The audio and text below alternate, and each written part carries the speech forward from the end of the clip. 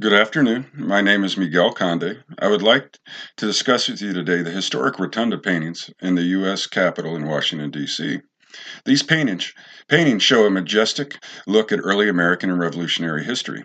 These works of public history show the important scenes in the nation's past, and though they clearly show an affinity for the colonial side of history, are still of great value when interpreting the American Revolution. If I may take a moment, I would like to discuss briefly public history, defined by the National Council for Public History as history beyond the walls of the classroom. Dr. Roger Schultz, in his presentation, Historiographies and Interpretations, cautions that public history is often for better or for worse. It is important to heed his caution, for public history is often more heavily influenced by bias than scholarly history. If we look at public history, or scholarly history for that matter, objectively, in the proper context, we can find value in every interpretation, even if that value is simply to understand the positions and bias of those offering their interpretations. The paintings in the Rotunda are dominated by works depicting the Revolutionary period. However, those that are not still offer an insightful look and a greater understanding to American society, as well as the basis for the Revolution. The painting of Columbus's landing in the New World shows a victorious Columbus setting foot on America, with Native Americans timidly standing behind trees. Though not to imply that all colonists or future colonists were motivated by financial gain and exploitation, the painting depicts heavily armed men ready to claim and conquer all that they desire.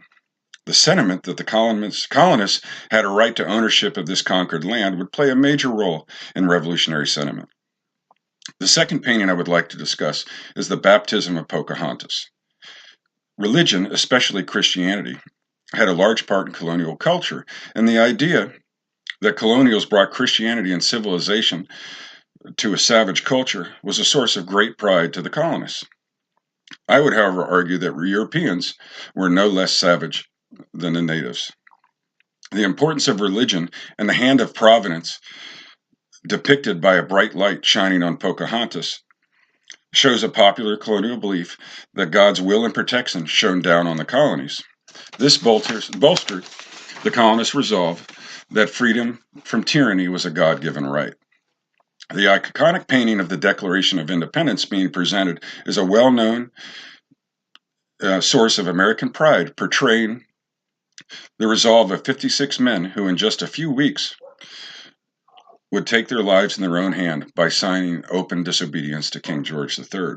This picture not only shows the resolve of Americans, but also the sophistication needed to change, as the Declaration would say, the course of human events. The painting of the surrender of British General Burgoyne is significant. It was the turning point in the American Revolution. Burgoyne's failure and subsequent surrender ended the British attempt to divide the colonies, showed American strength, and prompted France, now confident in the colonies' ability to win, to enter the war against Britain. The picture depicts American civility, honor, and military prowess, which are qualities Americans often tout as possessing at a superior level. The last painting I would like to discuss is of General George Washington resigning his commission. This work of art and its meaning are very significant to American history. When Washington resigned, it placed the power over the military in the hands of civilians, which is a basic tenet of democracy. An empty chair covered in a royal-looking robe appears to depict Washington giving up his power. This piece of art signals the true beginning of American democracy and the birth of a nation. Some say that these paintings seem to glorify American history and leave out the negatives. This may be true. Certainly, a painting of dispossessed Native Americans fighting colonists on the side of the British, or American loyalists fighting against their fellow colonists, would offer a more objective view. However, as discussed earlier, one must look at the examples of public history in context. I interpret these paintings to represent some of the greatest accomplishments of America, such as the establishment of democracy. But they also represent some of America's greatest failures, such as the decimation of native societies and culture in the name of progress and religion. These paintings hang in the nation's capital in what I consider to be a Whiggish or consensus type of historical interpretation. The paintings portray a unique and exceptional American resolve and a commitment to liberty and freedom. Certainly not all American history supports this portrayal.